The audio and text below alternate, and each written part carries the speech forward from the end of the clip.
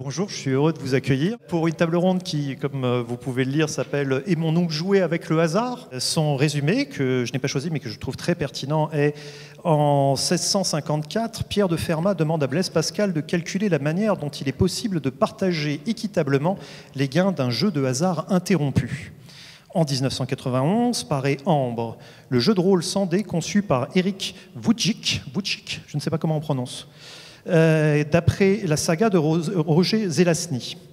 Entre les deux, tout un spectre de modélisation du hasard qui sont autant de représentations de ce dernier. Quelle part tient le hasard dans l'expérience du jeu? En quoi fait-il système, aussi bien dans les jeux de dés que dans les jeux électroniques contemporains? La popularité des jeux de hasard à travers les époques est-elle attribuable à une quelconque vertu cathartique? Donc ça me paraît un très bon résumé des différents enjeux de la table ronde que nous allons voir aujourd'hui et pour laquelle nous avons la chance d'accueillir quatre conférenciers de marque, quatre participants de marque. Alors d'abord Anne Duprat, qui est professeure de littérature comparée à l'université de Picardie Jules Verne, essayiste et traductrice. Elle est directrice du Cercle L, c'est comme ça qu'on... Le Cercle. D'accord, qui est l'école d'accueil 4283, et membre senior de l'IUF, spécialiste de théorie de la fiction et des littératures européennes des XVIe et XVIIe siècles. Elle est notamment l'auteur de Vraisemblance, poétique de la fiction en France et en Italie, chez Champion 2009, Fiction et culture, dont elle est la directrice avec peut-être François ou Françoise l'avocat, l'avocat. Histoire et savoir, anecdotes scientifiques au XVIe et XVIIe siècle. Alors je passe les détails. Et romanesque noire, elle dirige actuellement le projet ALEA, Figuration-Configuration artificielle du hasard, financé par l'Agence nationale de la recherche. Ensuite, nous avons avec nous Olivier Caïra, qui est maître de conférence en sociologie à l'IUT d'Évry, Université Paris-Saclay. Il conduit ses recherches au centre Pierre Naville d'Évry et au CRAL de l'EHESS Paris sur les expériences de la fiction, la scénarisation interactive et les industries de loisirs. Ses principales publications sont Hollywood face à la censure, Jeux de rôle, les forges de la fiction, Définir la fiction, Le cerveau comme machine et le gouffre au cinéma. Je ne sais même pas ce que c'est que le gouffre. Je poserai peut-être la question de... Voilà. Je connais Goofy, mais ça ne doit pas être ça. Ça s'en rapproche, d'accord. Il est également auteur de jeux de rôle et de jeux de société. Alors, ancien élève de l'école normale supérieure, notre troisième participant est Laurent Thirouin, qui est professeur émérite de littérature française du XVIIe siècle à l'université Lumière Lyon 2. Il est l'auteur de divers travaux sur l'œuvre de Pascal, Le hasard et les règles, le modèle du jeu dans la pensée de Pascal, Pensée sur la justice, le défaut de méthode, lecture des pensées selon leur ordre, lecture russe de Pascal hier et aujourd'hui, et la vie intellectuelle dans le milieu de Port-Royal, l'œuvre morale de Pierre Nicole, c'est ça, j'en ai pas oublié, traité de la comédie et autres pièces d'un procès de théâtre, la querelle du théâtre, l'aveuglement salutaire, le réquisitoire contre le théâtre dans la France classique. J'ai l'impression que j'ai loupé un thème et que je l'ai mis comme un titre. Vous coupez mes titres en deux, ça multiplie par deux ma production, c'est extrêmement agréable. D'accord. C'est bien ce qui me semblait, que j'avais un problème d'accommodation. Tout ça reste cohérent, en fait, oui, en même temps. Il y avait plusieurs chapitres dans le livre. Bon, on se rattrape aux branches comme on peut. L'augustinisme au XVIIe siècle. Non, c'est pas lié, ça. Les écoles de pensée religieuse à l'époque moderne, texte réuni, voilà. Et puis, last but not least, Sébastien Witt, qui est donc, je l'ai appris, en fait, l'auteur du petit résumé. Donc, je profite déjà pour vous féliciter, parce que je l'ai apprécié quand je l'ai découvert.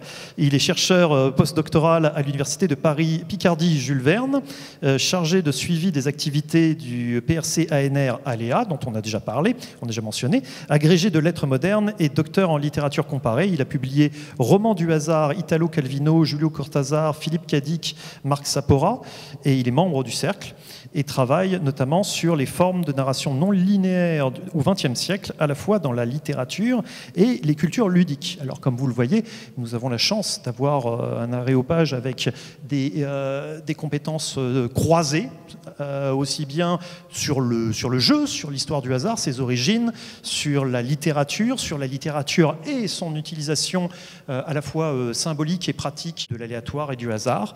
Tout ça me laisse présager donc des discussions passionnantes. Pour reprendre la question, le hasard tire son nom, en fait, l'étymologie la plus reconnue est celle qui fait tirer son nom d'un jeu de dés et du nom arabe de ce jeu de dés, Alzar. Et on peut se demander aussi si les recherches scientifiques sur ce qu'on appelle le hasard, c'est-à-dire les probabilités, la théorie de Pascal, et nous avons plusieurs spécialistes ici autour de la table de cette question, un en particulier, n'ont pas été induites essentiellement par des questions de jeu, puisque c'est le problème des parties. Je me dis qu'il est peut-être bon de faire retour là-dessus et de se poser la question, est-ce que la théorie scientifique du hasard est née par jeu ? Et je me tourne vers vous parce que vous êtes la victime toute désignée pour une telle question. Il y avait ça, évidemment, votre question fait penser à un très célèbre article de Coumet. La théorie du hasard est-elle née par hasard? Et la réponse, c'était non. Il fallait un certain nombre d'événements intellectuels avant qu'on puisse penser le hasard. Mais ce qui est très frappant, alors, dans le cas de Pascal, oui, c'est à partir de jeux qu'il a été amené à lancer les bases du calcul des probabilités. Vu de notre point de vue, à nous, il n'a pas fait grand-chose. Et en même temps, il a fait le petit pas, mais grand pas pour l'humanité. C'est-à-dire qu'il est un des premiers, probablement le premier, à dire de la manière la plus ferme que le hasard est mathématisable, qu'on peut faire une géométrie à partir du hasard. Et ce qui est très touchant quand on le lit, c'est qu'il en est le premier ahuri. C'est-à-dire qu'il est conscient à la fois que si c'est du hasard, ça échappe à tout déterminisme, et comment peut-il y avoir un discours mathématique sur ce qui échappe à tout déterminisme? Voilà. Donc, vous le savez sans doute, parce que la chose est très connue, il a été conduit à développer ses idées par une question qui lui était posée par un de ses amis joueurs, le chevalier de Méré. En fait, plusieurs questions, une qui touchait au jeu de dés, qui paraissait à Pascal pas extraordinairement intéressante, et une qui l'a passionné, celle sur laquelle il a débattu après avec Fermat, qui était le problème d'une partie de pur hasard interrompue. Et on comprend très bien, bon ça se passe en 1654, on comprend très bien qu'à ce moment-là, il y a une culture pratique du joueur qui sait très bien que s'il doit gagner 4 manches et qu'il en a déjà 3, il est près de la victoire, et qu'il n'accepterait pas qu'on partage les mises 50-50. Et puis, la considération philosophique que si c'est le hasard, tout peut se passer. Celui qui a 0 manche peut très bien avoir 4 manches et gagner à la fin. Alors, est-ce qu'on peut trouver un ordre à tout ça? Voilà. Et c'est à partir du jeu, évidemment, que les choses se sont faites.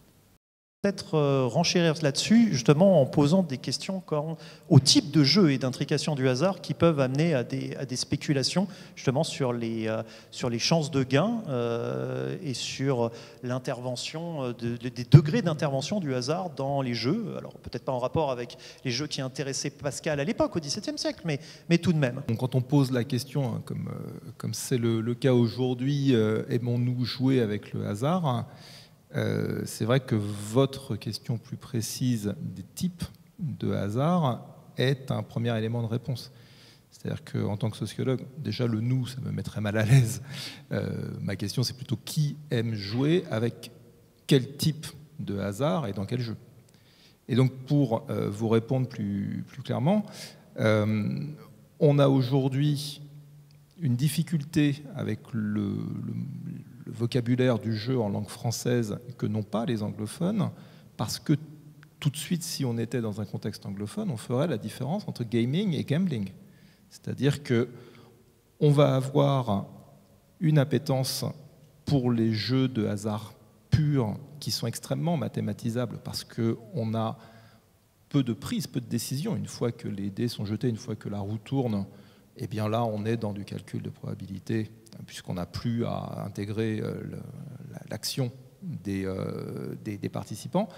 Et du côté, en revanche, du gaming, on a une intervention du hasard dans quasiment tous les jeux de société, les jeux vidéo. Mais comme on n'arrête pas d'intervenir, comme on a énormément de prises, est-ce qu'on reprend les dés, etc., la mathématisation reste possible, mais elle devient plus complexe. Et sociologiquement, le gambling et le gaming ne sont juste pas les mêmes pratiques et surtout pas les mêmes publics. C'est-à-dire qu'on a du côté de la pratique des jeux de hasard et d'argent un public plutôt de classe populaire. C'est pas un anathème, c'est un constat. Et du côté de la pratique des jeux de plateau, notamment, on est au contraire face à un public beaucoup plus diplômé, de classe moyenne et supérieure. Donc ce sont deux types d'appétences qui sont très, très différentes. Et notamment, le lien avec la chance va être très discuté, très débattu. C'est-à-dire que lorsqu'on est en train de tester chez un éditeur un jeu, ou lorsqu'on est en train de présenter un jeu à une table de gamers, au sens vraiment d'amateur de jeux de plateau, si la victoire dépend de la chance, le jeu va être considéré comme mauvais. On a vraiment de plus en plus pas de répulsion, mais en tout cas des avis de plus en plus négatifs sur ces jeux-là, et notamment des jeux qui sont des classiques, un jeu comme le tarot, qu'on a probablement tous pratiqué dans cette salle. Si on imagine 2 minutes un monde sans tarot et une développeuse ou un développeur de jeu qui arrive avec ce prototype-là aujourd'hui chez un éditeur, je pense que ça ne passe pas, en tout cas chez la majorité des éditeurs, parce que quand on distribue les cartes, la probabilité d'avoir une très mauvaise main est trop importante par rapport à ce qu'on a l'habitude d'éditer aujourd'hui, où les mains sont très équilibrées, où les cartes vont avoir des qualités et des défauts qui s'équilibrent beaucoup mieux que l'écart qu'on a entre un 2 de cœur et un 21 d'atout. Ça me fait dire 2 choses. D'une part, on a l'impression que c'est quand même un peu une question d'échelle. Je ne veux pas invoquer le théorème d'Ergodich, mais il y a quand même ça un peu derrière. Combien de fois on joue au tarot, ça va égaliser les chances tout de même. Et la deuxième chose, c'est, du coup, est-ce qu'on pourrait se poser la question de savoir si tous les jeux auraient induit le même type de problème mathématique pour Pascal? C'est un peu sur ce point-là que je voulais réagir. Vous avez dit les jeux de hasard, donc d'argent, ou les jeux d'argent, donc de hasard, je ne sais plus, en mettant les deux en équivalence. Aujourd'hui, c'est incontestable. C'est pas vrai au XVIIe. Au XVIIe, tous les jeux sont des jeux d'argent. La grande opposition aux jeux de hasard, c'est les jeux que eux appellent d'exercice, qui peuvent être soit d'exercice physique, soit d'exercice intellectuel. Et on a plein de preuves qu'on pariait aux échecs, on pariait dans un jeu mêlé comme le trick-track, c'est-à-dire que le jeu impliquait l'argent. Voilà. Et donc, ça veut dire aussi qu'il y a un autre rapport avec le hasard, parce qu'il semblerait que pour nous, un jeu de hasard ne soit pas concevable s'il n'y a pas l'excitation monétaire derrière. Simplement lancer des dés, on se met à une table pour voir combien de fois on va sortir un 6, ça va nous ennuyer assez vite. Si chaque fois qu'il sort un 6, on gagne 10 000 euros, et chaque fois qu'il sort quelque chose d'autre, on perd 5 000 euros, ça va nous exciter davantage. Mais on a l'impression que le hasard est réservé à cela. Donc, historiquement, c'est faux. Voilà, c'est tout ce que je voulais rajouter pour montrer que les catégories évoluent et qu'on n'a pas le même rapport au hasard, et c'est ça qui est intéressant selon les périodes. Alors, vous me faites une transition rêvée pour solliciter Sébastien sur la prochaine question. Si on se rappelle le joueur de Dostoïevski, portrait donc d'une personne qui devient, on dirait maintenant, addict à la roulette, et qui se confie... Qu'est-ce qu'il aime, le joueur de Dostoïevski? Est-ce qu'il aime le jeu? Est-ce qu'il aime le hasard? Est-ce qu'il aime l'excitation? Est-ce qu'il aime une catharsis d'une quelconque façon par rapport à sa vie antérieure? Est-ce que ce n'est pas la perte de soi même, la remise en cause de ce qu'il croit être son destin à chaque fois? Et il me semble que vous avez réfléchi à ces questions, Sébastien. Alors sans se limiter du tout à Pascal ou à Dostoïevski, mais en pouvant en parler aussi, je vous adresse un peu cette question. Qu'aimons-nous? Est-ce que c'est vraiment le jeu ou autre chose? Merci pour la question. Et peut-être pour rebondir sur ce dont parlait Olivier tout à l'heure, dans ce nous, dans ce qu'aimons-nous, l'exemple de Dostoïevski est intéressant parce qu'on part du côté de la littérature russe, du côté de la Russie, du côté de la roulette russe, qui est un jeu qui est aussi associé à une ère culturelle et géographique bien précise. En plus du joueur de Dostoïevski, qui est un exemple assez connu, on a un autre qui me vient à l'esprit, c'est celui de la Dame de pique, de Pouchkine, dont l'intrigue est aussi assez connue, qui est cet officier allemand, Hermann, qui apprend qu'une comtesse russe possède un secret pour gagner à tous les coups au pharaon, le pharaon étant un jeu de cartes extrêmement populaire au XVIIIe, XIXe siècle, notamment en Russie, qui consiste à parier sur une carte, et si la carte est gagnante, on gagne, et si la carte est perdante, on perd, donc c'est une forme de loterie, mais plus ou moins déguisée. Et on a eu beaucoup de lectures critiques de cette nouvelle sur le fait qu'il y aurait un tempérament russe du jeu dangereux, du jeu de hasard, et que si Hermann finit par tout perdre à la fin de la nouvelle, c'est parce qu'il est l'allemand, le pondéré, le raisonnable, et qu'il n'a pas ce goût russe pour le risque de la roulette, pour le risque du pharaon, en l'occurrence, pour le risque du hasard, de manière générale. Et d'ailleurs, la critique a longtemps opposé le pharaon, jeu qui serait effectivement ce jeu des extrêmes, avec d'autres jeux qui se pratiquaient dans la société russe, comme par exemple le whist, qui est un jeu venu d'Angleterre, qui se voit comme un jeu beaucoup plus modéré, beaucoup plus un jeu du commerce social, dans lequel le hasard joue un rôle beaucoup moins important. Présent chez Tolstoï, présent chez Barbey d'Aurevilly, le dessous de carte d'une partie de whist, c'est vraiment un jeu anglais qui va essaimer dans toute l'Europe.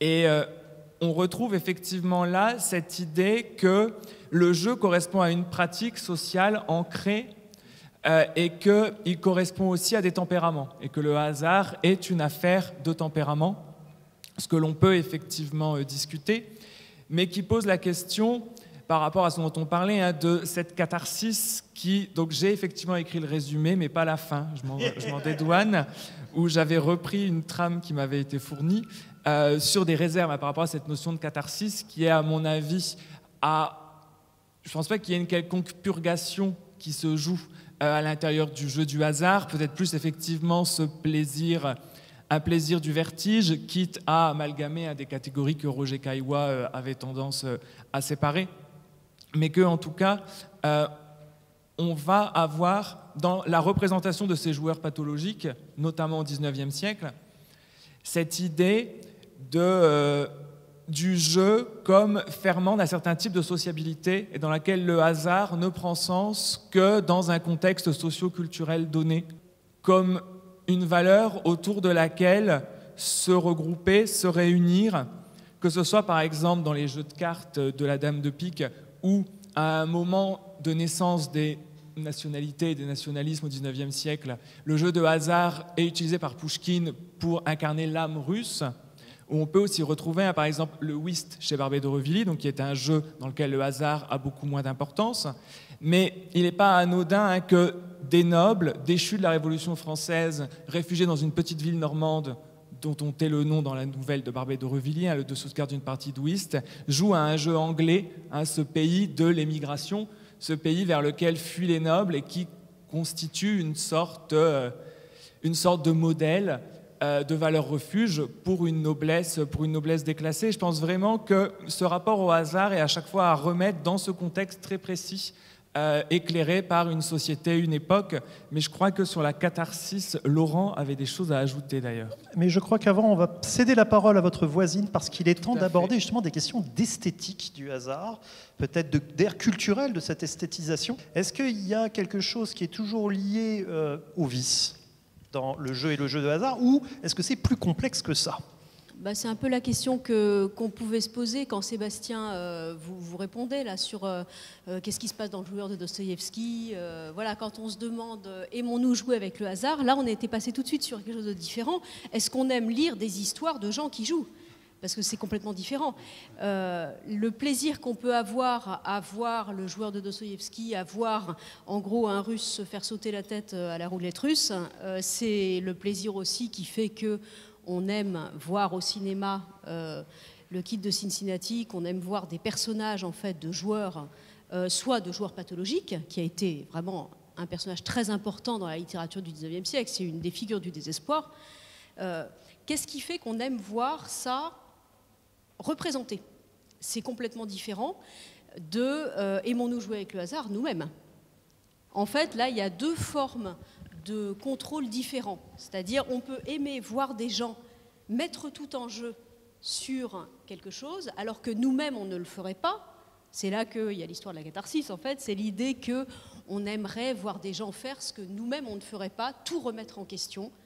Et on les voit augmenter à chaque fois, faire qui tout double, et aller de plus en plus loin dans quelque chose dont, Dieu merci, nous, on est exempt. On a juste payé notre place au cinéma, on n'a pas engagé notre maison pour regarder ça. C'est pour ça qu'on y va, en fait. D'un autre côté, on peut justement aimer le faire, nous. On peut aller au casino après avoir été au cinéma. C'est aussi un lieu de spectacle. Mais on a là deux fonctionnements complètement différents. Le fonctionnement fictionnel, où on aime se mettre en jeu, et le fonctionnement ludique, dans lequel il y a une véritable interaction, dans lequel on mise vraiment, dans lequel on joue vraiment soi-même, qui est une situation réelle, en fait. Dans les deux, en fait, aimons-nous jouer avec le hasard, ça pose la question du parallélisme de ces deux choses-là. Quel est le plaisir qu'on a à rentrer dans un jeu fictionnel? Quel est le plaisir qu'on a à jouer directement? Là, il y a un peu un truc de poupée russe aussi. Quand on lit ou quand on voit une histoire de jeu, en fait, on voit représenter cet engagement-là. C'est deux choses complètement différentes. Dans les deux cas, en fait, il y a une histoire de contrôle, en fait. Il y a une histoire de... on aime entrer dans un système dans lequel le hasard général de la vie, le hasard qui fait que quand on sort, il peut nous arriver quelque chose, va être réglementé, va être restreint à un espace. L'espace de la fiction, ce n'est pas le même que l'espace du jeu. Ce qu'on y fait n'est pas la même chose. Mais dans les deux cas, c'est la question du contrôle qui se pose. Je pense que Laurent a envie de rebondir, mais toujours, je glisse mon truc, si ce n'est pas pertinent, vous l'enlevez, d'accord? Il y a une question de contrôle, il y a une question de règle du jeu. Il me semble qu'il y a aussi cette question de perte de contrôle. Si le hasard intervient, c'est précisément là où on se dit il y a quelque chose que je ne vais pas contrôler et qui va sortir. C'est vrai, là, on est au cœur de la question, hein, entre la perte de contrôle impliquée par le hasard et la reprise de contrôle impliquée par la fiction du hasard, ou ce qui est la dimension cathartique. Ça nous ferait glisser dans un autre sujet un petit peu plus, enfin, disons, d'une technicité qui pourrait sembler pénible à certains, parce que tout le monde ne s'entend pas sur la notion de catharsis. Mais si on en reste à une définition très simple, qui est un plaisir paradoxal que l'on sent à des choses désagréables. Donc, quelles seraient les choses désagréables ici? C'est qu'on ne maîtrise pas, que notre existence est aux prises avec des aléas sur lesquels nous ne pouvons pas nous imposer. Et il y aurait donc, dans le jeu de hasard, une sorte... Alors, dans ces deux catégories, que ce soit le jeu direct, mais à plus forte raison, le jeu narrativisé, il y aurait ce plaisir de mettre le hasard en boîte, de mettre le hasard en règle. Et donc, pendant le temps qu'on joue à un jeu, même le jeu le plus bête qui soit, même le Pharaon, qui est un jeu d'une bêtise rare, hein, et dont le succès dont tu venais de parler au XVIIIe, au XIXe siècle prouve bien qu'il y avait une efficacité en lui. Hein. Eh bien, pendant le temps qu'on joue au Pharaon, on a l'impression qu'on maîtrise le hasard, alors qu'on ne maîtrise pas le hasard, mais qu'on l'a mis en règle. Hein. Et puis, il y a une question dont on pourra reparler, mais je ne vais pas tout dire à la fois, c'est celui de la mobilité sociale. Très important aussi, très importante au XVIIe siècle, et voilà. Et dans le roman. Je vais renvoyer le micro vers Olivier. Les gens qui prennent plaisir au jeu sont des gens qui aiment quand même que ce ne soit pas des jeux de pur hasard, dans la mesure où ils veulent pouvoir avoir un mérite dans leur victoire, entre guillemets. Donc, ça s'identifie à l'idée d'avoir une stratégie. Voilà.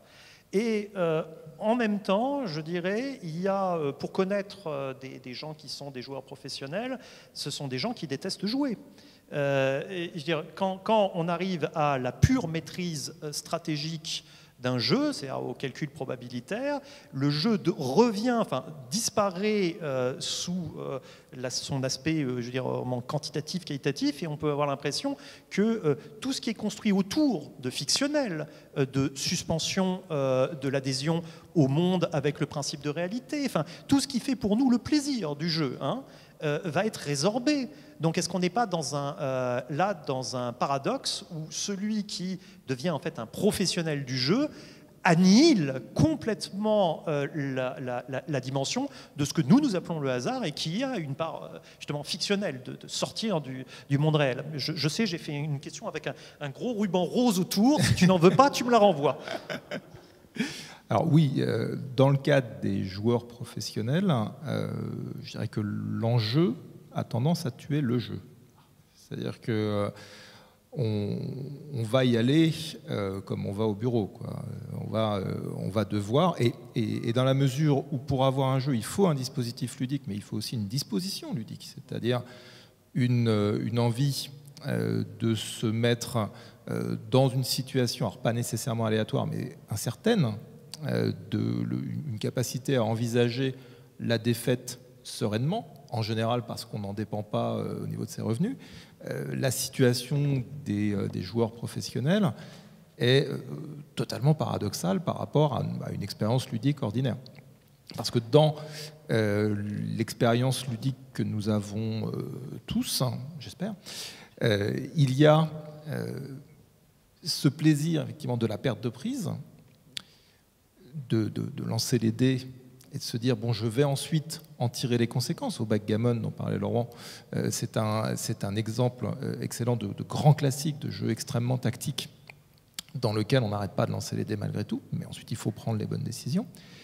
Et puis, il y a un plaisir alors, qui est typique de ce qu'on éprouve dans la fiction, face à un film d'horreur, par exemple, quand on a peur, mais qu'on n'éprouve pas le danger.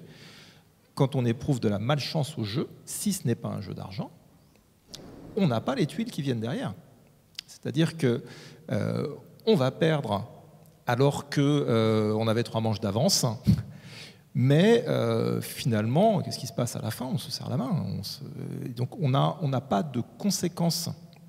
Et c'est l'un des traits du jeu désargenté, du jeu qui est pratiqué pour son propre plaisir, indépendamment de mise quelconque, c'est qu'il y a un plaisir également paradoxal de la défaite. Sinon, on ne jouerait pas.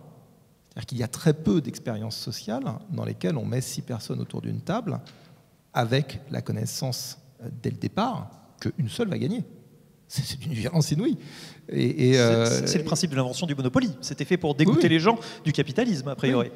Et c'est une situation vers laquelle on va dans ces moments de loisir de manière non forcée et de façon tout à fait transparente. Donc on sait qu'on a une probabilité très importante de perdre. Il y a une nécessité d'introduire un petit peu de hasard dans la plupart des jeux de société pour que ça ne tourne pas systématiquement à la démonstration du plus compétent. Sinon, souvent dans le vocabulaire qu'on va utiliser, ça n'est juste plus qualifié de jeu. Comme l'expérience du jeu dont vous parliez pour le joueur professionnel qui en fait son gagne-pain. C'est-à-dire on va dire, oh bah, c'était une démonstration, c'était une fessée. Les termes, sociologiquement, je ne veux pas tordre les mots que j'entends autour de la table. C'est-à-dire quand quelqu'un dit j'ai pris une fessée, c'est qu'on savait, si l'un de nous se met à affronter Anand ou Carlsen aux échecs, on va tous prendre une fessée, évidemment. Puisque là, on n'a aucune dimension aléatoire dans le jeu. Et il y a le plaisir dont parlait Laurent, d'un aléa dans le jeu qui s'étouffe très vite, enfin qui s'épuise très vite si on lance simplement des dés pour savoir ce que ça sort. L'argent peut pimenter ça, et aussi chez l'enfant, mais ça s'épuise très vite aussi, la perspective de gagner face à l'adulte. Si on joue à la bataille, c'est parce que pendant quelques mois ou quelques années, on découvre qu'on peut gagner face à papa ou maman. Sinon, dès qu'on a compris qu'on n'a aucune prise sur ce qui se passe à chaque fois qu'on retourne une carte à la bataille, on passe à autre chose. C'est pas pour ressortir la catharsis, mais finalement, quand Aristote, dans l'éthique à Nicomaque, utilisait, d'ailleurs, on n'a pas de terme en français, on est obligé d'utiliser comme le nom de cette vertu le fair play. Mais il disait bien que c'était un juste milieu entre 2 attitudes vicieuses, l'une, celle qu'on identifie facilement, celle du mauvais perdant, qui va tricher, pester, s'énerver tellement son affectivité est prise dans le jeu, mais l'autre qui est celui qui vous laisse gagner et qui donc ne vous donne aucune chance d'être battu, parce qu'il justement, il ne fait pas d'effort pour être un bon partenaire de jeu. Et donc, il y a ça. Donc, est-ce que je me trompe ou c'est quelque chose qui donne cette possibilité-là? Il faut que le jeu puisse donner cette capacité d'un juste milieu comme expérience. Le terme qui est devenu très à la mode aujourd'hui, qui est un terme savant, c'est celui de trapélie, chez Aristote, dans l'Éthique à Nicomaque, qui est une espèce, donc on pourrait traduire par enjouement. C'est le enjouement. Le trapélie, c'est entre l'espèce d'esprit de sérieux qui, en grec, correspond à la rusticité, celui qui n'est pas du tout capable de s'amuser. Il bosse, et puis quand il a fini de bosser, il ne sait plus quoi faire. Et puis, de l'autre côté, la bomolochia, c'est une forme de plaisanterie permanente qui est aussi grotesque. Alors, pour Aristote, bien sûr, c'est le moyen terme qui est celui de la vertu, c'est le trapélie. C'est la capacité à prendre une certaine distance à l'endroit de ce qu'on fait. Voilà. Mais ça n'est pas du tout lié au hasard. Alors là, il n'y a rien de hasard, d'aléatoire, et c'est frappant d'ailleurs, parce que la manifestation par excellence de la trapélie, désolé, je reviens toujours au XVIIe, mais on est quand même deux à le faire volontiers. Il n'y a pas de honte à ça. Voilà. Les moralistes sont vent debout contre le hasard pour des raisons diverses, mais l'une d'entre elles, c'est l'absence de compétences. N'importe qui peut jouer au hasard. Ça choque beaucoup un romancier qui est Charles Sorel. Il dit on peut jouer, son valet de chambre peut jouer au hasard, il n'y a pas de compétences nécessaires. Donc, contre le jeu de hasard, il y aurait les jeux, alors dans le cas de Charles Sorel, c'est les jeux de ce qu'il appelle de conversation, les jeux galants, qui sont ceux de trapélie, ceux qui permettent de s'installer dans un univers que l'on ne prend pas trop au sérieux, tout en se comportant quand même avec une certaine dignité. Voilà. Et donc il y a des raisons très, on pourrait dire politiques même, de ne pas vouloir du hasard dans une période très stratifiée comme celle du XVIIe siècle. Et un autre moraliste qui est très très hostile au hasard et au jeu lui-même, c'est La Bruyère, qui considère que le jeu de hasard égalise les conditions. Et il peut renverser. Ça, nous, on parlerait de mobilité sociale.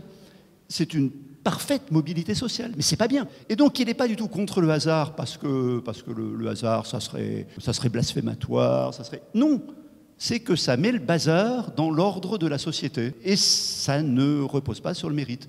Et donc, ce qui, lui, le choque, c'est en même temps ce qui peut produire le plaisir d'autres personnes, c'est évidemment d'avoir un espace où le mérite n'a pas sa place. Et où tout était redevenu possible, un espace fluide. Du coup, c'est quand qu'apparaît l'idée d'une réflexion d'un juste milieu, ou enfin, d'un équilibre entre les échecs et le jeu de dés? Dans la classification des jeux qui a cours à l'époque de Pascal, là, c'est vraiment la part du hasard qui est le critère. Donc, on a les jeux de pure compétence et on mélange les jeux physiques et les jeux intellectuels. Il n'y a pas de différence de ce point de vue-là. On a les jeux de pur hasard et on a l'espace intermédiaire qui est assez intéressant pour nous, qui s'appelle les jeux mêlés. Donc l'exemple par excellence étant celui du trick-track, mais on pourrait dire que le piquet aussi est un jeu mêlé, même si c'est un jeu un peu moins subtil que le trick-track. Le trick-track, c'est disons, le grand ancêtre du backgammon, mais un ancêtre incomparablement supérieur au backgammon et incomparablement plus compliqué. C'est un jeu admirable et qui est très, très goûté au XVIIe. Alors voilà, par son espèce de caractère médian. Une remarque supplémentaire par rapport à ce que Laurent vient de dire sur hasard et égalité, hasard et société égalitaire. Ce qui est intéressant, c'est que on remarque que, encore une fois, une sorte de relativisme historique. Ce que disait Laurent me faisait penser au tout début de Roger Caillois dans Les Jeux et les Hommes, au moment où il replace la question de l'aléa et de la gonne, donc du jeu de hasard et du jeu basé sur la compétence, dans le contexte de la guerre froide, qui est celui dans lequel paraît Les Jeux et les Hommes, avec cette idée qu'en URSS, qui est donc censée être une mise en œuvre d'un programme égalitaire, les jeux de hasard sont interdits. Parce que Caillois, quand il parle de l'aléa, c'est le hasard de la naissance, et donc le jeu de hasard serait le propre des régimes aristocratiques, alors que les jeux basés sur la compétence seraient des jeux basés sur l'agone, et le concours serait l'archétype d'une société fondée avant tout sur le mérite et la compétence. Bon, on a un peu évolué depuis. C'était simplement voilà, pour montrer ces renversements paradoxaux assez drôles quand on les regarde rétrospectivement entre ce qu'on peut dire du hasard et de la compétence au XVIIe et ce que ça devient au XXe. Enfin, vraiment, cette labilité en fait, de ce rapport à l'aléa en fonction des contextes socio-historiques. Et je ferme cette petite parenthèse encore russe, qui normalement n'est pas ma marotte, mais je parle trop de la Russie. J'ai aucun problème avec les Russes, tu peux y aller. Dans les différents modèles qu'on était en train d'agiter, en fait, c'est là qu'on voit qu'il y a quand même une triangulaire. C'est-à-dire que entre quand on joue à la bataille avec ses enfants ou avec d'autres gens, ce qui est le modèle politique du jeu, est-il égalitaire ou non, fabrique-t-il ou non de la mobilité sociale, il y a une triangulaire, il y a le moi, il y a le monde et il y a les autres. C'est-à-dire que toutes les fois qu'on joue avec le hasard, on fait à la fois deux choses. On introduit en fait une part de monde dans nos relations avec les autres, le monde étant censé vous renvoyer quelque chose. C'est un peu comme faire des balles au mur, jouer avec le hasard. On lance des dés, on lance quelque chose contre un mur et il vous renvoie quelque chose. Donc c'est une façon d'introduire un élément du monde, voilà, comme si le monde était un générateur de hasard, qui vous envoie des chiffres, qui vous envoie des trucs, et d'introduire ça dans les relations avec les autres. C'est pour ça que l'espace du jeu, il est complexe, il est intéressant, il est triangulaire. Si je me réfère aux travaux de Triclot, ce que ça m'inspire, c'est qu'en fait, on génère du hasard aussi parce que c'est sur un fond d'ennui. Le monde serait ennuyeux si on ne jouait pas. Et donc, quand on jette les dés, c'est parce qu'on veut que le monde nous réponde dans une interactivité créative. C'est ça. Alors que le jeu peut devenir ennuyeux, non par sa répétition, il n'y a aucun doute, mais qu'il y a un espèce d'effet de coupure. Je voulais insister sur une forme de hasard dont on a jusqu'ici pas trop parlé. On est resté sur l'aléa, avec plus ou moins de mixité tactique, stratégique, mais en tout cas, on est sur un hasard qui intervient sur les coups de la partie, sur le déroulement de la partie, et qui peut donc plus ou moins influer sur son issue. Or, ce qu'on observe dans l'édition contemporaine, et je vais prendre des exemples qui ont eu un succès considérable, hein, des jeux qui se sont vendus à plusieurs millions d'exemplaires, c'est qu'on a introduit, et c'est maintenant monnaie courante, de la randomisation qui n'est pas du tout le même emploi du hasard. C'est-à-dire si vous jouez au colon de Catane, alors là je prends vraiment un jeu qui est dans la ludothèque maintenant de millions de personnes, au lieu de sortir un plateau en carton, de le poser et de démarrer la partie, vous tirez des tuiles hexagonales que vous allez juxtaposer face cachée, en tout cas les retourner au moment où vous les tirez. Et donc, l'espace de jeu que vous allez produire est randomisé. Mais ça n'a aucun rapport avec la chance. C'est-à-dire que c'est un générateur aléatoire de plateau de jeu. On peut également randomiser les rôles qu'on va avoir autour de la table. C'était déjà le cas dans le vénérable Risque quand on tirait des missions secrètes. Vous devez éliminer tel adversaire, vous devez conquérir tel continent, etc. Et on le cachait. Et aujourd'hui, c'est présent dans énormément de jeux qu'on appelle asymétriques, dans lesquels on va avoir donc des rôles différenciés autour de la table. En termes de développement de jeu, c'est un véritable casse-tête puisqu'il va s'agir d'équilibrer les chances de gain avec des conditions de jeu et des conditions parfois de victoire qui sont différentes d'une place à l'autre autour de la table. Et puis, on peut, dans des cas récents et vraiment impressionnants, également randomiser les règles. C'est-à-dire que si vous jouez à Isle of Skye, par exemple, hein, qui est un jeu, donc on crée un petit archipel écossais avec des distilleries de whisky et des choses très bucoliques, dans ce jeu, on commence par tirer 4 tuiles qui déterminent comment on va marquer des points. C'est-à-dire que la règle génère, à partir, je crois, de 16 tuiles, des arrangements de 4 tuiles à chaque fois, donc ça se calcule avec des factoriels, tout ça, qui vont permettre, à partir d'un seul jeu qu'on a en sa ludothèque, d'avoir en réalité des milliers de configurations de départ possibles.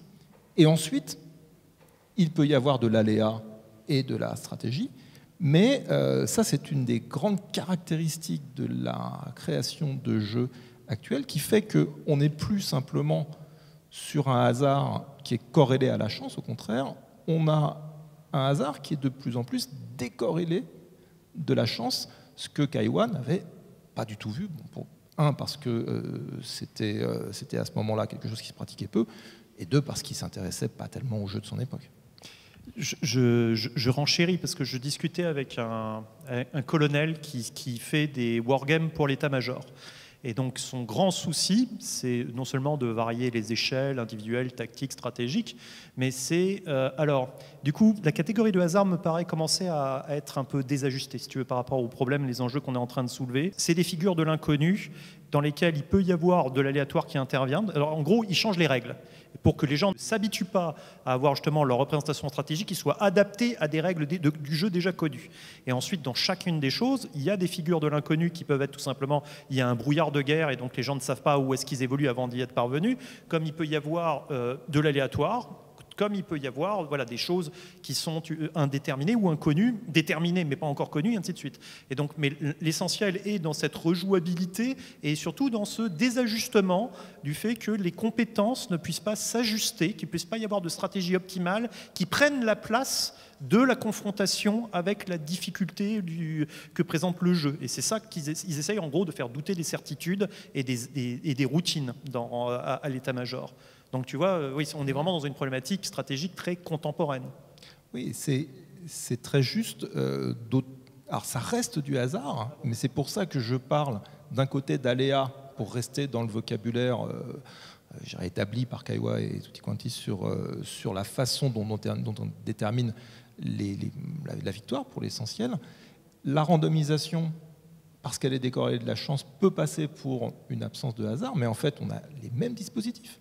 Tirage de cartes, lancer de dés en début de partie pour déterminer ceci ou cela, pose de tuiles. Les dispositifs aléatoires sont simplement utilisés à autre chose que déterminer qui va gagner. Et ça, c'est super excitant parce qu'on est en train de le vivre. C'est-à-dire qu'on a énormément à retirer de l'histoire des jeux, mais l'observation aujourd'hui de ce qui se passe dans l'édition est incroyablement stimulante parce qu'on est sans arrêt en train d'observer des déplacements, des usages du hasard et qui sont en plus susceptibles d'être combinés. C'est-à-dire je peux créer un jeu d'aléa pur et le randomiser.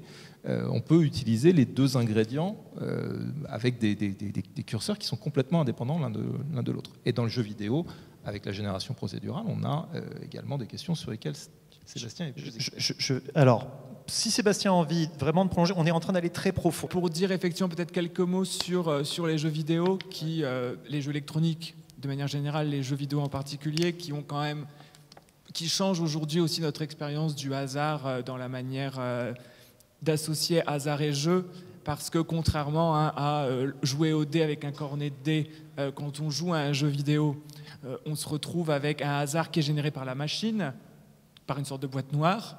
Le joueur n'est pas censé savoir exactement comment fonctionnent les mécanismes probabilistes à l'intérieur du code du jeu, tout simplement parce que ça fait partie du plaisir du jeu.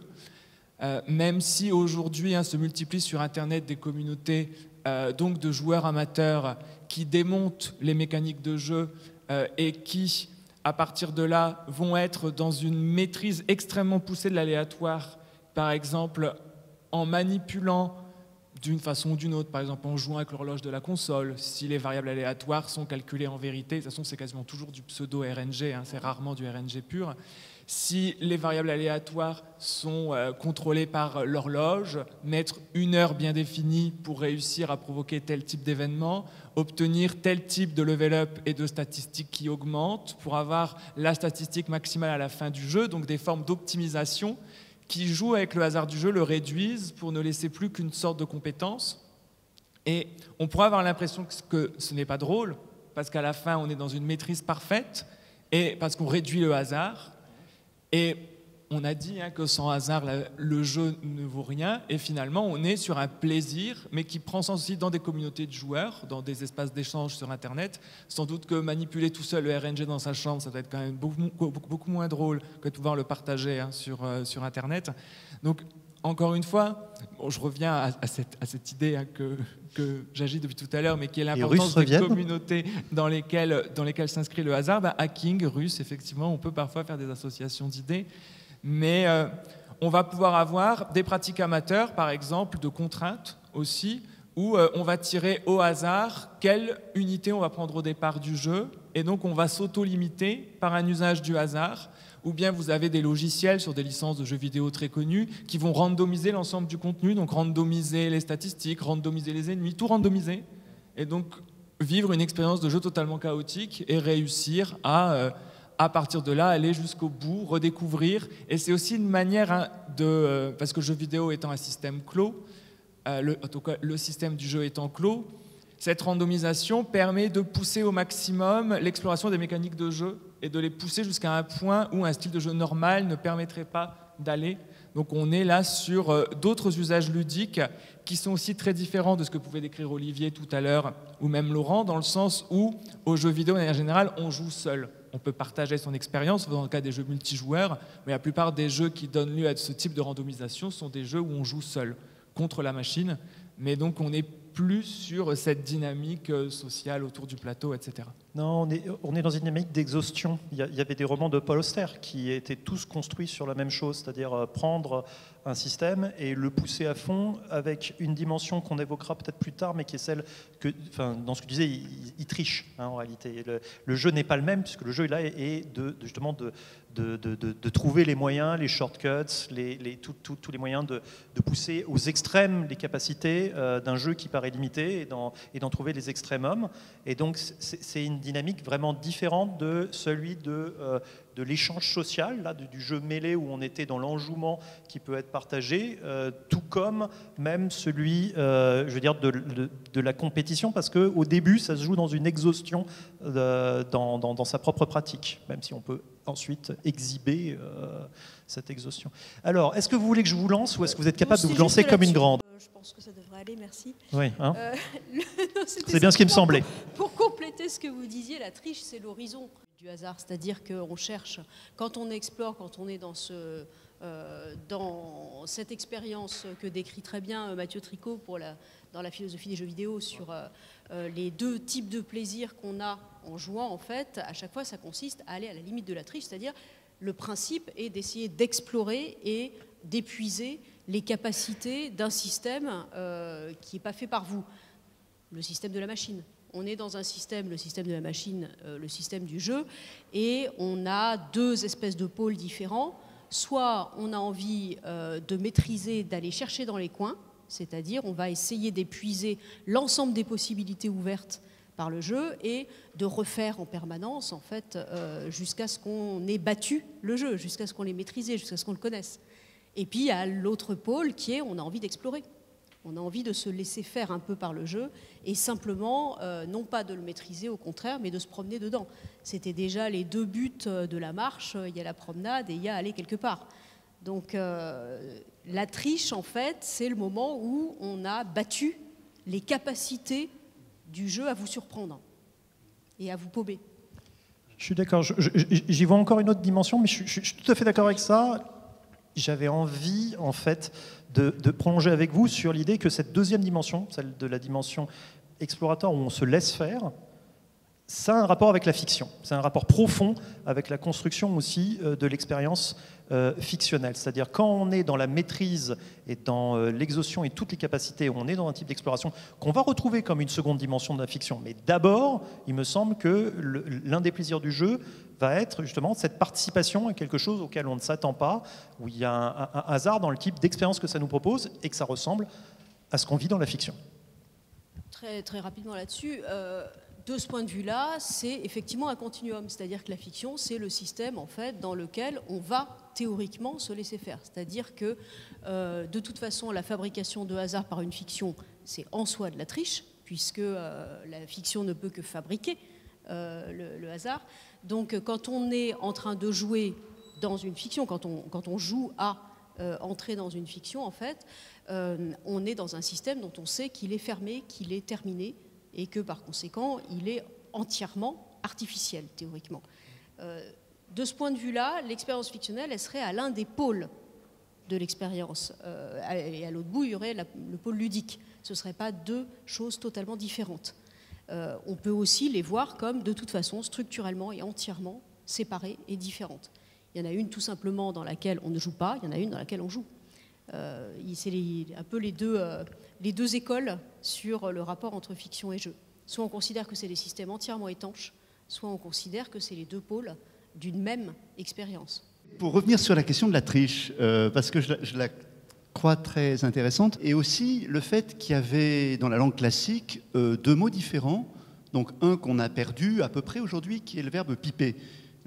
Piper, oui, alors on dit piper les dés, mais un pipeur, une piperie, c'était beaucoup plus large. Hein. Piper, en fait, c'est une technique de chasse, hein, de chasse à la glu. On pipe les oiseaux d'abord. Voilà. Bon, donc le pipeur, on le rencontre beaucoup plus hein, dans la langue classique que le tricheur lui-même. Et donc il y a deux manières différentes de jouer avec le jeu. On a l'impression que le tricheur est malhonnête et que le pipeur est habile, ou que le pipeur est un joueur au carré.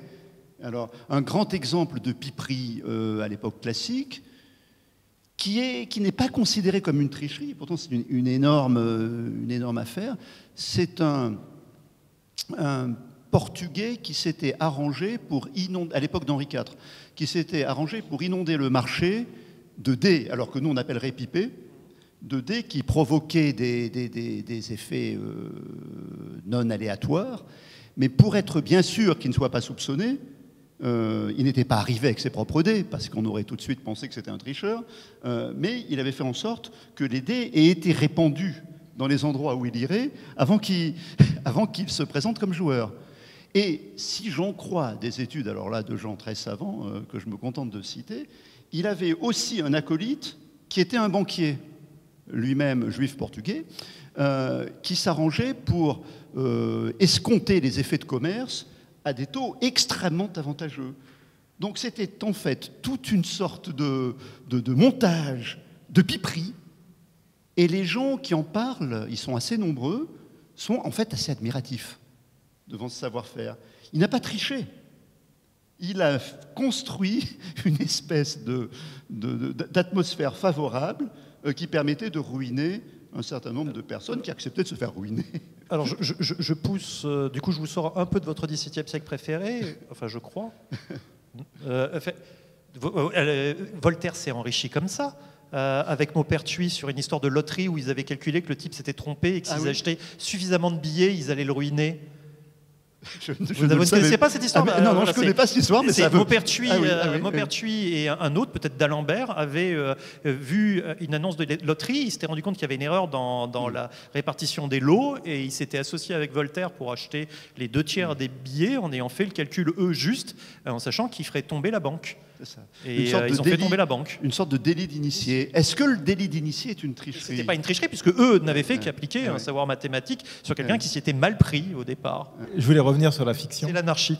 Parce que l'opposition entre jeu et fiction, pour moi, ne tient pas.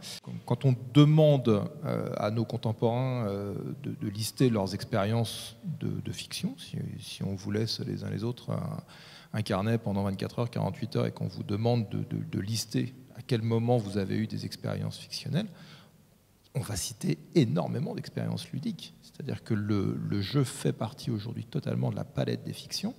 Et ce qui est intéressant, c'est que sur la place du hasard dans cette palette des fictions, on a de plus en plus d'expériences fictionnelles et ludiques dans lesquelles le hasard existe vraiment parce que tout le monde est en train d'improviser. Ce qui est moins le cas, bien entendu, si on ne s'intéresse qu'à des œuvres. Si je prends un corpus d'œuvres, le hasard est systématiquement mimé. On va avoir des personnages qui lancent les dés, mais on sait bien comment ça va se terminer. On sait bien vers quoi va aller la roulette du joueur de Dostoïevski.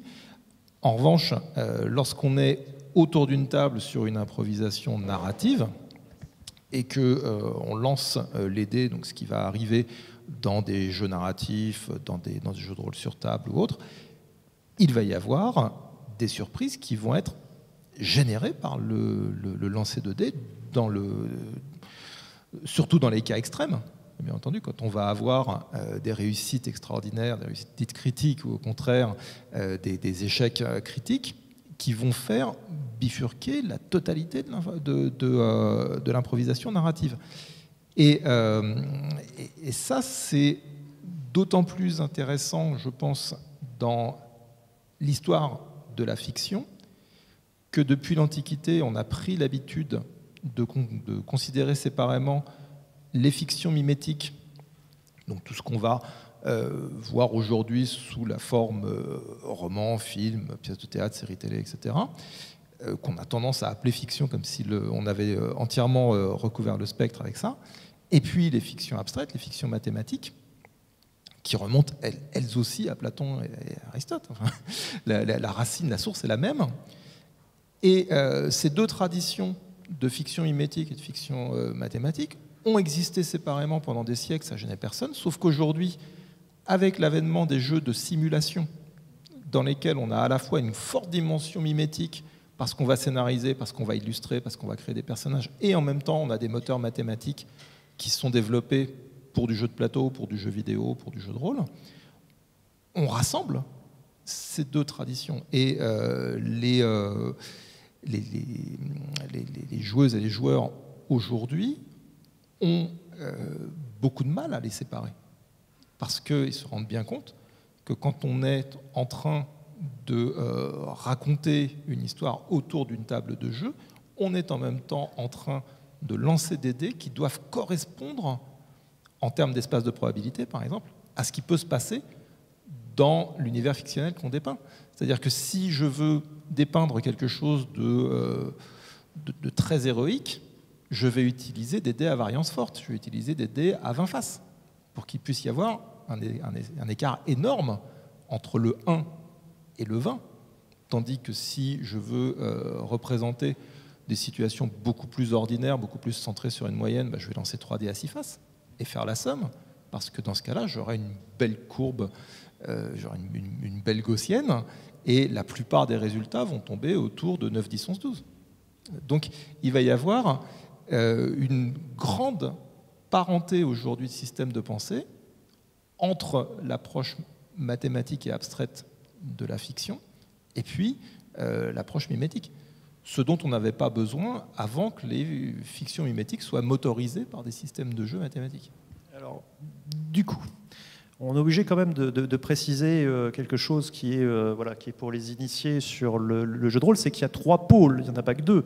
Il n'y a pas juste les mathématiques et la fiction. C'est qu'en fait, il y a des mathématiques simulationnistes, des mathématiques ludiques et un pôle qui se veut plus ou moins amathématique qui est narrativiste. Voilà. Et que c'est dans ce triangle qu'il y a les différentes recherches d'équilibre qui sont là. Et ça m'oblige à poser la question que tu trouvais trop compliquée. Quand j'y réfléchissais, la question est, et elle s'adresse aussi à Sébastien, c'est une phrase de « Celui qui passe, mais j'aurais quelque chose à dire à ce sujet, mais celui qui passe pour l'inventeur du jeu de rôle, c'est Gary Gygax. » D'accord ? Et donc, il a dit des choses totalement contradictoires durant son existence, mais il y en a une qui est devenue très célèbre. Il a dit « Les dés que l'on jette sont faits pour faire du bruit derrière l'écran du maître de jeu, puisqu'ils sont cachés, les jets de dés. C'est un jeu asymétrique où il y a des joueurs et un maître de jeu qui raconte l'histoire, et quand il jette ses propres dés, il ne montre pas le résultat, donc en réalité, il peut mentir sur le résultat qu'il a obtenu. Et il a dit ça, ce qui voudrait dire qu'il n'y a que besoin de l'apparence du hasard, et non pas réellement du hasard, pour que le pôle narrativiste conserve ses capacités ludiques ou simulationnistes dans un certain équilibre. Je voulais vous faire réagir sur ces idées-là, d'autant plus que en réalité, ce ne serait pas vraiment loin de certaines conceptions de Dieu au XVIIe siècle. Mais on va voir ce que ça inspire à chacun. Je suis frappé par le faux emploi tout à fait habituel du mot contingent. Beaucoup de personnes, enfin pas les personnes qui connaissent le mieux la langue française, mais énormément utilisent contingent pour dire contraint. C'est contingent, je n'y peux rien. Alors, je n'y peux rien, en fait, on voit bien comment on passe d'un endroit à l'autre. Je n'y peux rien parce que c'est aléatoire, et comme c'est aléatoire, ça produit en moi une contrainte. Et donc, ce mot en arrive à signifier 2 choses totalement différentes dans son sens. On pourrait dire technique et juste, qui veut dire aléatoire, et dans son sens populaire et le plus répandu, qui veut dire contraignant, s'imposant à moi, brisant ma liberté.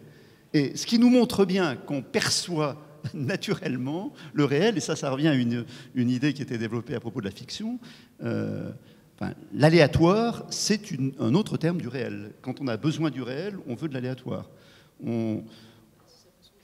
C'est sa façon de s'exprimer, et quand on souhaite être en face de réel, on n'a rien de tel que l'aléatoire pour vous mettre en face de réel. Et un manque d'aléatoire peut être une sorte de manque de réel, ou être perçu comme un manque de réel. Alors Dieu n'est pas là, mais... Si la contingence est là, Dieu est là aussi. Ils sont quand même mariés l'un à l'autre. C'est un couple très problématique. Il faudrait parler pas comme ça. Il faudrait parler de la prédestination. Oui, et de Leibniz, mais on va pas le faire maintenant. Non, celle des molinistes. Il y a des très beaux théorèmes de Leibniz sur des jeux, mais on fera ça une autre fois.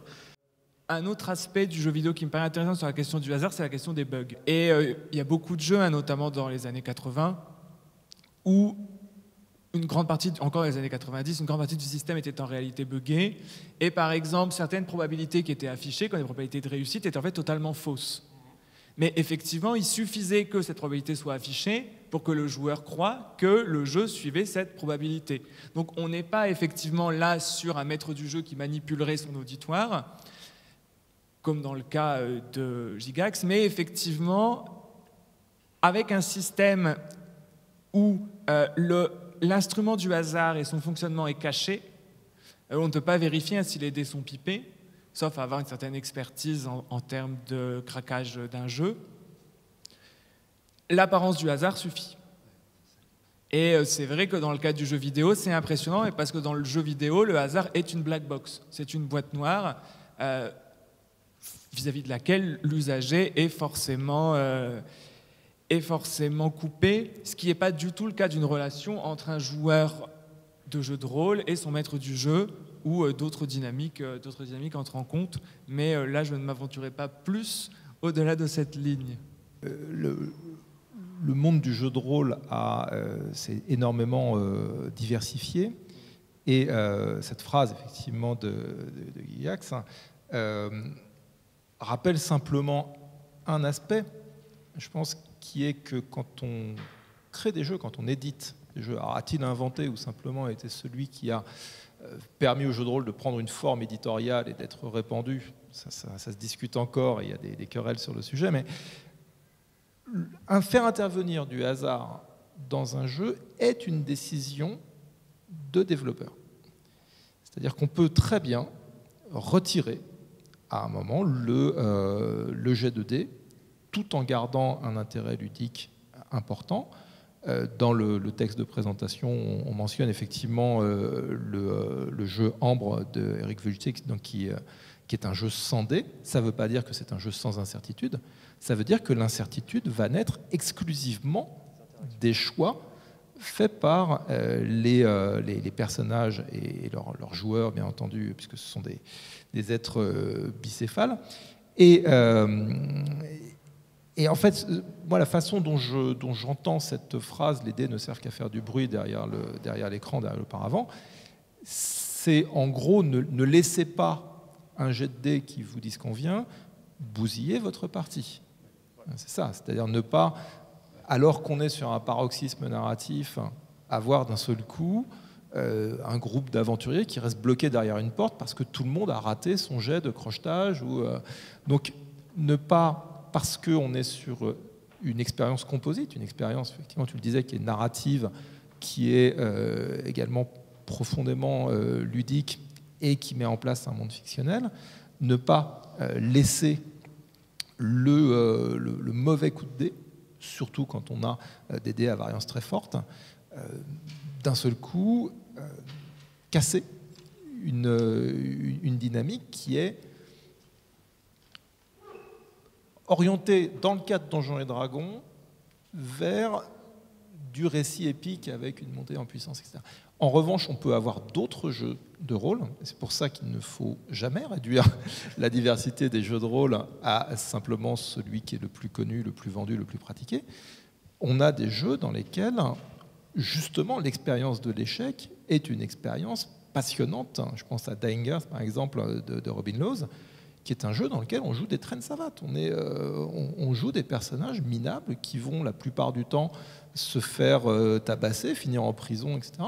Et la malchance fait complètement partie, on est dans le picaresque, on est dans un autre genre fictionnel dans lequel on a intérêt à lancer les dés parce que ça va régulièrement amener du fun. Il ne faut pas oublier que ce qui réunit les gens autour d'une table, c'est pas nécessairement l'appétence pour le récit, parce que souvent ça va donner des récits un peu mal foutus, c'est le fun. Et à partir du moment où on a cette notion en priorité, on arrive à décortiquer les caractéristiques effectivement du fun. Alors, d'abord, je suis super content de cette réponse. Voilà. Et la deuxième chose, c'est les sœurs Brontë jouaient bien longtemps avant Gary Gygax avec leurs poupées, en inventant des histoires, en leur faisant jouer. Et on sait au moins par l'une d'entre elles qu'à certains moments, elle tirait à pile ou face pour savoir qu'est-ce qu'allait faire un des personnages. Donc c'est pour ça que je disais, c'était pas tellement sur la controverse arnoldsonienne, mais c'est sur le fait que même qu'il aurait pu y avoir une racine romantique et romancière au jeu de rôle. Elle existe potentiellement, je veux dire, indépendamment du fait de tuer des monstres. Voilà. Et il me semble qu'en réalité, dans toutes les fictions, potentiellement, et que ça a été vu par Diderot et par bien d'autres, je ne suis pas assez calé, mais je suis sûr que vous avez plein de choses, cette idée que quand on mettait les gens dans une situation de fiction, on leur donnait les moyens d'inventer des variantes, qu'on leur donnait en fait des désirs de bifurcation, qu'il y a des romans qu'on lit avec des envies violentes de corriger tel chapitre, et c'est fait pour, ça joue avec ça chez le lecteur, et que donc le jeu de rôle m'apparaît en effet plus comme une espèce de matrice étendue de possibilités de fiction, et que jamais un coup de dé ne doit abolir ce plaisir d'explorer la fiction. Donc c'était vers ces enjeux-là que j'avais envie maintenant de vous entendre. Il y avait un roman dont je voulais parler avec vous, qui était Le Maître du Haut-Château de Philippe Cadic. Pourquoi ? Parce qu'il y avait deux éléments dedans qui me paraissent intéressants. C'est que Philippe Cadic a prétendu, alors je ne sais pas si c'est vrai, mais il a prétendu qu'il avait utilisé le Yi-King, qui est un livre de divination qui suppose des jets de pièces ou de baguettes, mais en tout cas qui suppose une part d'aléatoire au départ pour générer. Il dit que c'est ça qui l'a aidé à construire. Donc il y a dans sa création même prétendument une partie d'aléatoire. Voilà. Et la deuxième chose, c'est dans ce livre, comme il est question d'univers parallèle et d'une structure très compliquée, puisqu'on est dans un univers où l'Axe a gagné la Deuxième Guerre mondiale, mais où il existe un livre qui raconte un univers où ce sont les Alliés qui ont gagné, mais qui n'est pas le nôtre, puisque les détails qu'on a sur ce livre nous font identifier que c'est des événements qui ne correspondent pas à notre histoire. On a ce double frisson uchronique qui nous fait finalement douter de notre propre, de la contingence de notre propre devenir, de notre propre histoire. Et donc, voilà, je voulais, alors si celui-là vous plaît pas, vous pouvez en choisir un autre, mais qu'on parle du rôle de l'aléatoire à la fois dans la création littéraire et dans la représentation qu'on peut avoir, qui est toujours fictionnelle, comme vous avez dit, du hasard. C'était long, mais c'est aussi avec un gros neurose. Faites-en ce que vous voulez. Ben là, je vais passer plutôt le micro à Sébastien pour parler de Philippe Cadic, de ce cas particulier. Juste simplement pour faire un peu la carte mentale de la chose, il y a trois choses complètement différentes en partant des sœurs Brontë, ça permet bien de faire la carte. Et pour cause, puisqu'elles faisaient des cartes, justement.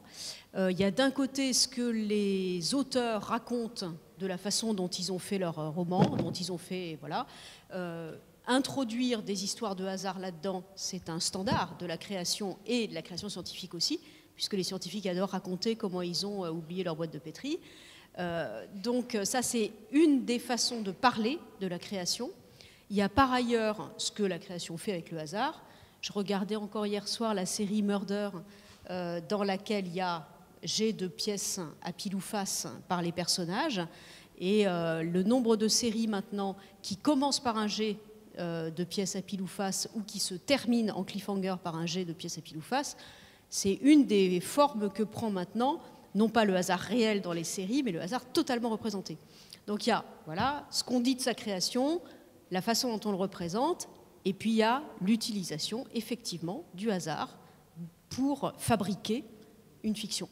Donc voilà, c'est plutôt là-dessus que les trois fils se mêlent un petit peu dans le cas de Philippe K. Dick. Oui, je vais reprendre sur, effectivement, donc sur cet exemple sur lequel je pourrais parler extrêmement longtemps. Mais effectivement, je pense que lorsqu'on aborde les questions de hasard et de divination, on revient aussi sur un autre élément qu'on n'a pas tant abordé que ça, même si ça faisait partie des choses dont on avait pu discuter entre nous lors de la préparation de cette table ronde, qui est le fait que le hasard a un lien avec le hasard au jeu, a un lien très profond avec la superstition, avec le fait de parfois se sentir béni des dieux parce qu'on gagne au hasard, on se sent choisi. Il y a des relations très fortes qui unissent un certain nombre de jeux à des corpus et à des doctrines ésotériques.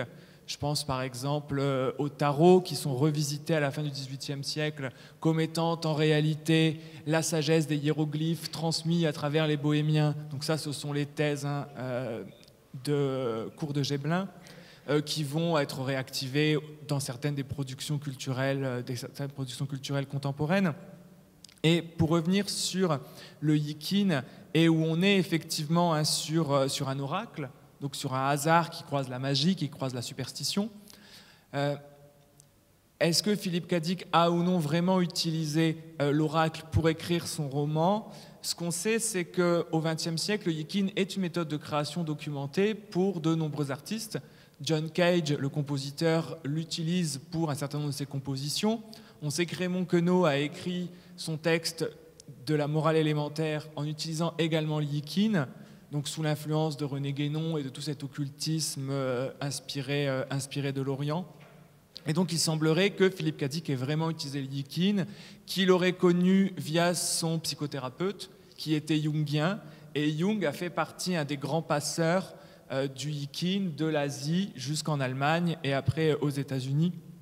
Donc on a vraiment tout un contexte qui laisserait à penser que Philippe K. Dick a vraiment utilisé le Yikin. Dans le roman, pour revenir à ces personnages qu'on représente en train d'utiliser le hasard pour prendre des décisions, de très nombreux personnages du Maître du Haut-Château utilisent le Yikin à plusieurs moments du livre pour prendre leurs décisions. Donc est-ce que ces moments de tirage sont exactement la transcription des tirages faits par Philippe K. Dick? Là, il est difficile de se faire une idée précise là-dessus. Mais effectivement, la grande découverte à la fin du roman, c'est que Abensen, le romancier dans le roman, qui invente une histoire dans laquelle les Alliés ont gagné la guerre et ne l'ont pas perdue, donc la double uchronie, aurait écrit ce texte en utilisant lui-même le Yikin, et donc nouvel effet de miroir. Dans un sens, quand même une triple uchronie, parce qu'à un moment, il y a un des personnages qui, grâce à un pendentif, passe de l'autre côté, on ne sait pas trop où, mais il se retrouve dans un San Francisco raciste, dans lequel, lui, en tant que personnage japonais, dans l'Uchronie, les Japonais ont envahi les États-Unis, donc les Japonais sont dominants, et là, il se retrouve dans un café dans lequel il n'a pas le droit de s'asseoir parce que les places sont réservées aux Blancs. Et donc, on a plutôt l'impression d'une entrée dans la réalité historique du San Francisco des années 1950-1960. Donc, on a tout ce jeu extrêmement complexe, assez vertigineux, voire métaphysique. Et c'est vrai que chez Philippe K. Dick, on va vraiment avoir un usage du hasard au service d'une science-fiction métaphysique, qui est la science-fiction de Philippe K. Dick de manière générale, que la critique met souvent sur le compte des nombreuses drogues qu'il pouvait ingérer pour écrire.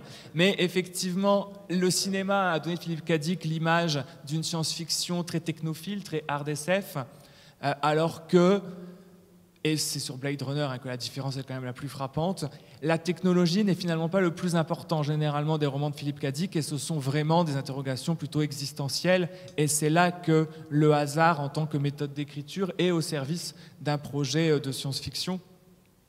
Mais on est sur un hasard très différent, dans le sens où on n'est plus sur un hasard ludique, mais sur un hasard véritablement divinatoire avec l'usage du Yikin. On sort de la sphère du simple jeu. Pierre Bourdieu a utilisé l'expression du sens du jeu pour définir quelque chose qui semble être vraiment aller contre l'idée qu'on se fait du hasard, puisque le sens du jeu caractérise les gens, notamment les héritiers, les gens qui ont eu des papas et des mamans qui étaient déjà dans le même métier qu'eux et qui donc ont eu une transmission précoce de l'habitus qui leur permet d'avoir donc un sens du jeu quand ils rentrent dans une scène sociale, dans un champ, qui leur permet d'anticiper les coups. Ils savent à l'avance ce qui va se passer, et donc ils ont de bonnes anticipations. Et donc d'une certaine manière, on peut dire... ils trichent dans les règles, par rapport aux règles affichées du jeu social. Ce sont des gens qui partent avec un avantage vraiment très, très avancé. Voilà. Et donc, je voulais savoir si cette représentation-là du sens du jeu vous paraissait pertinente, comment elle résonnait par rapport à vos expériences du jeu. Il y aurait une interprétation simple et un peu décevante, mais je ne pense pas que ce soit celle de Bourdieu, qui voudrait reconnaître les règles, ceux qui connaissent les règles et ceux qui jouent au jeu sans en connaître les règles. Ça, ce serait un peu pauvre, ça pourrait n'être que ça. Mais la formule elle-même vaut beaucoup plus que ça, parce qu'il n'a pas parlé des règles du jeu, mais du sens du jeu. Et moi, ça me renvoie à une formule qui est très souvent interrogée entre le XVIIe et le XIXe siècle, qui est l'esprit du jeu. C'est encore une question de La Bruyère. Hein. L'esprit du jeu, peut-on me le définir? La Bruyère, qui est un frustré social, hein, qui pense qu'il est quelqu'un de très intelligent, ce qui est vrai, il est quelqu'un qui n'a pas obtenu le rang social qu'aurait dû mériter ses compétences, est très exaspéré devant la situation de jeu en voyant des personnes qui valent beaucoup moins que lui l'emporter sur lui et qui ont ce qu'on appelle l'esprit du jeu. Et alors il pose cette question que je rapprocherai assez volontiers de la formule de Bourdieu. Il demande l'esprit du jeu, peut-on me le définir? Et derrière cette question de l'esprit du jeu, beaucoup de gens jusqu'au XIXe siècle se sont posé la question de qu'est-ce que l'esprit du jeu? Il y a peut-être parmi vous des bons joueurs, mais ce qui serait bien, c'est qu'il y ait aussi des joueurs exécrables qui, devant 3 cartes, sont complètement perdus et posent toujours la mauvaise systématiquement. Ce qui ne fait pas d'eux des imbéciles, loin de là, mais ce qui les met dans une situation extrêmement déplaisante, à une table de jeu, face à des gens qui jouent très bien. Qu'est-ce que c'est que ce savoir jouer, qui n'est pas vraiment de l'intelligence, qui n'est pas vraiment une connaissance des règles quand les règles sont connues, qui est une aptitude à percevoir le kairos, à percevoir le moment où il faut intervenir dans le hasard. Donc ça a donné beaucoup à réfléchir avant Bourdieu, notamment évidemment dans un domaine militaire. Hein. Le sens du jeu, c'est ce qui fait qu'il y a des grands capitaines et des mauvais capitaines. Celui qui a su le moment exact où il fallait lancer l'attaque. Alors que l'autre, meilleur éventuellement, plus courageux, n'a pas pris la décision qui correspondait. Et donc voilà, c'est une espèce de mystère anthropologique qui a été interrogé à travers la catégorie du jeu. L'esprit du jeu, dans le sens du jeu de... Si c'est ce que Bourdieu veut dire quand il parle du sens du jeu, ça ferait bien mon affaire.